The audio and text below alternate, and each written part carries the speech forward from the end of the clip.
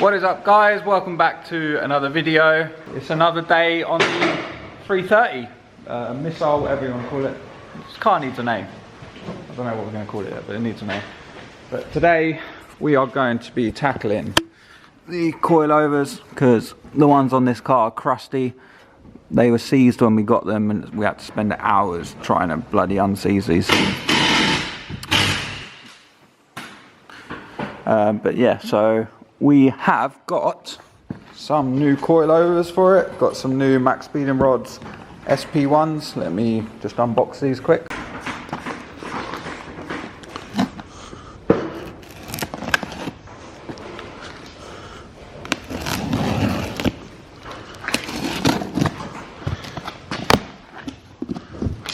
Oh yeah.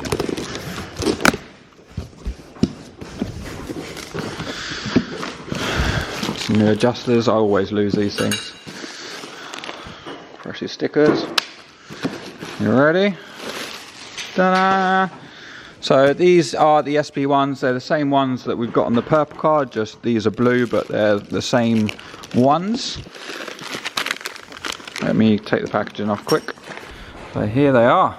Actually really nice quality for the price of these, and also if you use code FULLER you get 10% off. So if you're ordering any coilovers, turbos, anything on their website, make sure you use code FULLER and save yourself some money, because these are beautiful. Comes with the adjustable top hats, and it's also 24-way adjustable dampening, so you can make them stiffer, softer, whatever you want.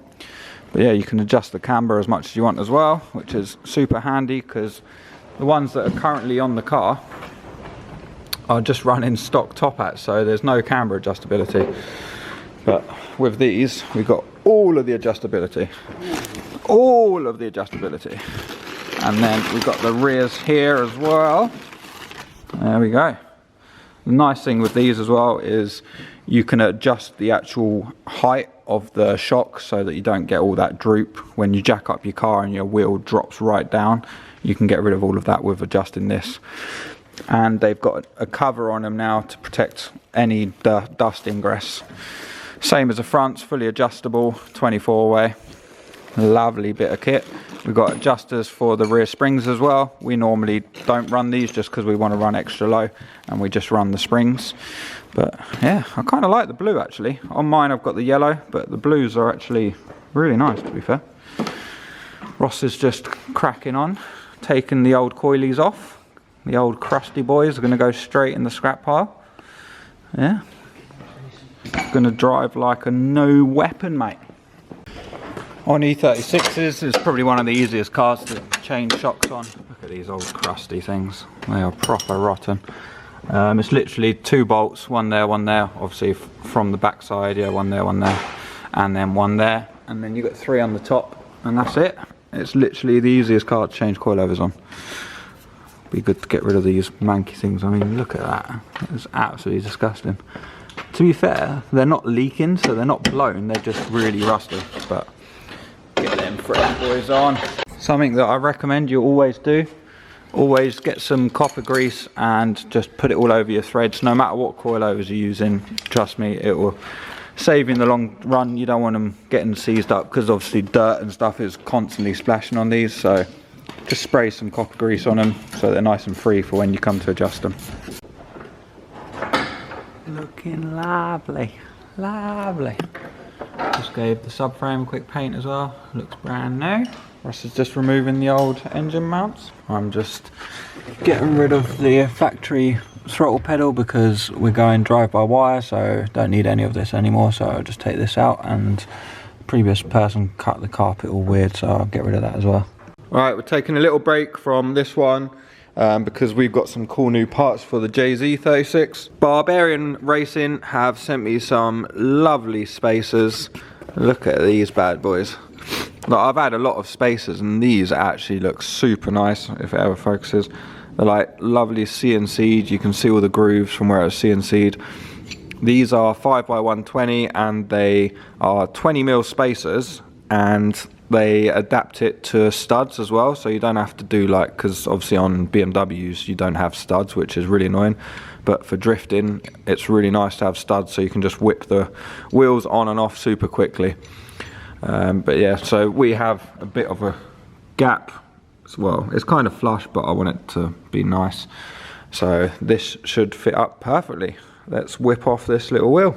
With these you get obviously the little studs here, so plonk this bad boy on there like so, line the holes up. I've put this little spigot ring on because these wheels have a slightly odd spigot size, but oh, nice one. But it's made to fit your standard BMW spigot, which I can't remember off the top of my head. It's like 46 or something, I can't remember. But yeah, so I'll just put all these bad boys on. Also, while I'm doing this, these are really well priced. Considering the quality and everything, I personally think they're really well priced.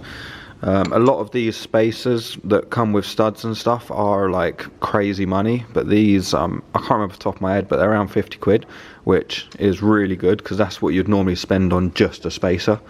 So yeah, I'll leave a link down in the description where you can get these. Go check them out.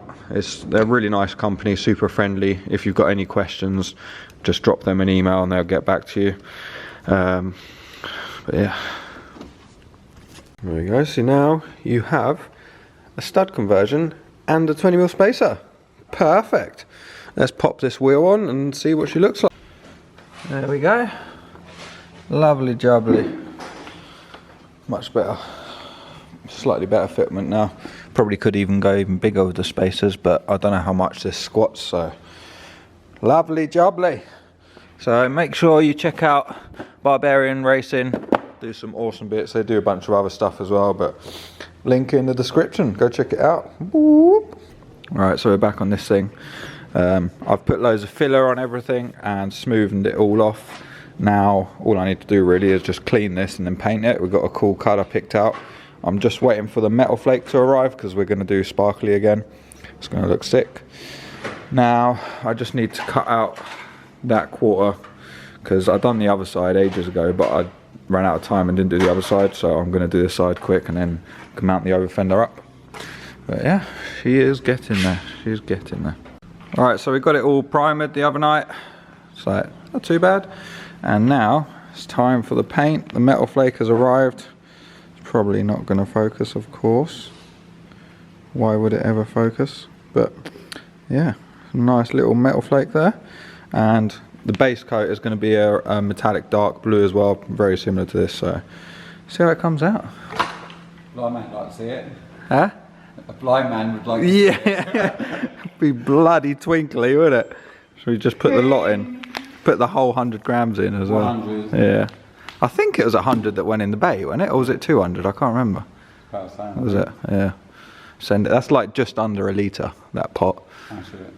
Straight in, mate. Yeah. Hey. Alright, so I tried painting the bay the other day. I messed it up because the flake I ordered was too chunky and it wouldn't spray out. So it wouldn't spray, it kept clogging the guns up. It was an absolute nightmare, hence I've done one. So I have bought another pot of paint. Yeah, bought another pot of paint. Oh, don't break it, Max. And I've also ordered some finer glitter, like hopefully it's the correct stuff. Should be here today, so you'll probably see me paint it in today's video. I'll do it tomorrow, but we're going to leave that for now. One thing I'm going to do today is all the hydro lines are all routed inside the car. Like, I don't really like that, so I am going to do new lines underneath the car. Got the new lines here. Hopefully I've got enough of that. I think I have. And also got some nice braided upgraded lines as well for the rear, so they'll be nice, because the way the previous person was running this is super sketchy. They've just got the hose coming straight down to the caliper, so every time this is moving, that copper pipe is going to be bending. They've just bypassed the original rubber pipe, so I'm going to route it back into here and then have the braided lines straight to the caliper. It's much better that way. What else? We also picked up some Steelies. We need to get these banded and widened. I'm really struggling to find anyone to do it. I mean, I don't really want to do it myself just because it's a lot of responsibility. I've never done it before, and yeah, I'd just rather not do it myself.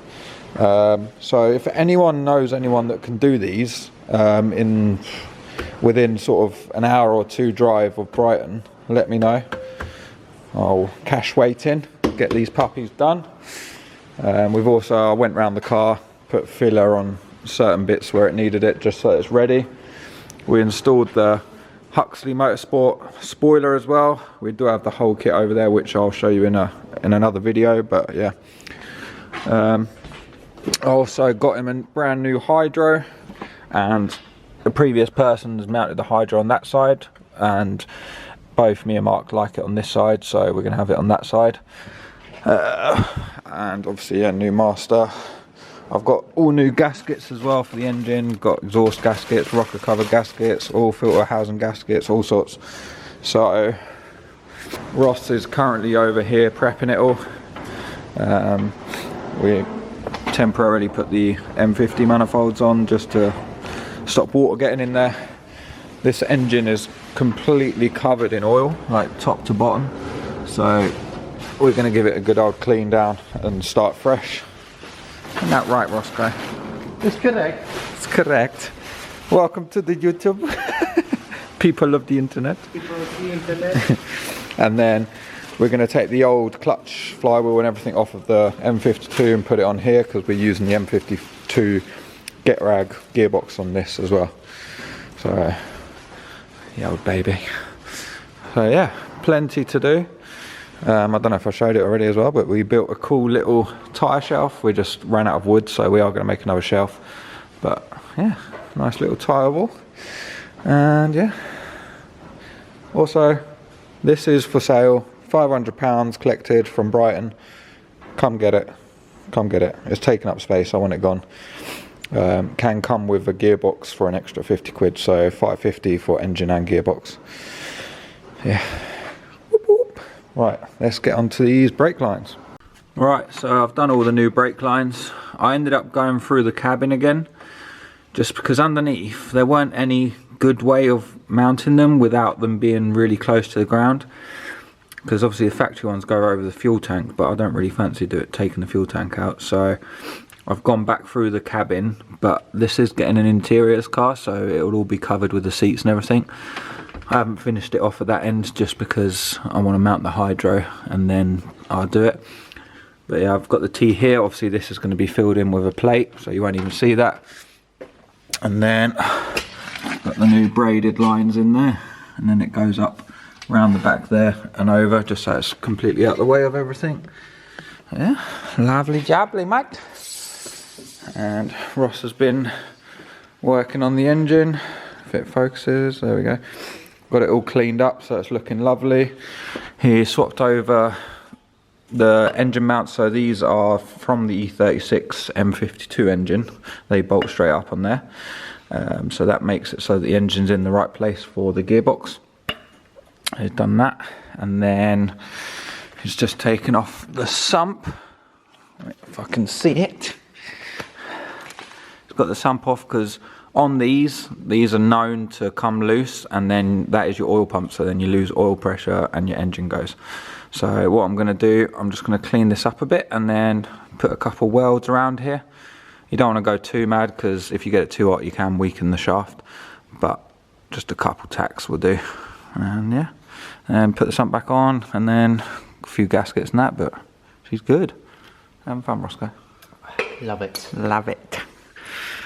Right, so we got the oil pump welded up last night, sump's back on, rocker cover gasket changed. Always put a bit of RTV on it. I know the specialists saying you don't need RTV.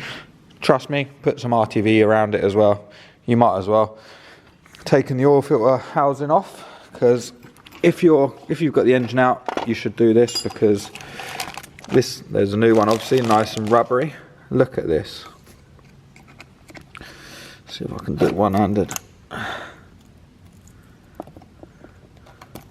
Look, it's literally plastic. It's after time they go brittle. Look at that.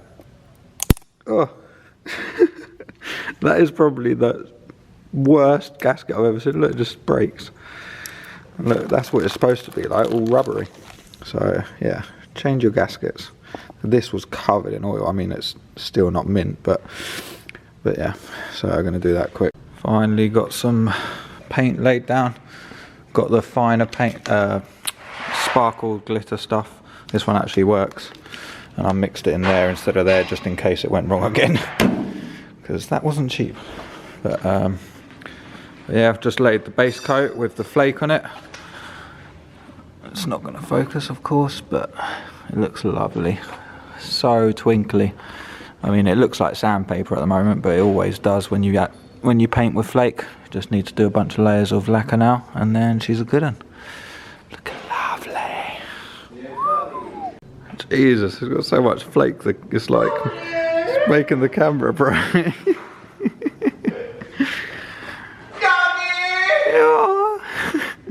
Look at that. So, is it going to focus? No, of course not. There we go. So, unfortunately, my camera battery died, of course. If you want to see the finished paint job, I'll put it in the next video on the intro part. It turned out bloody nice, to be fair, like proper nice. But yeah, we've got quite a bit done, which is good. Sorry I haven't been uploading. I've been so busy. Like, this video is filmed over like 2 weeks or something. Just been flat out doing little bits that won't be that entertaining for you guys to watch. So yeah, plenty more to come still. This should be done in a few weeks now. Engine might be going in the next video, I don't know yet. Yeah, hope you enjoyed the video. Make sure you like, comment and subscribe, and I'll see you in the next one. Goodbye.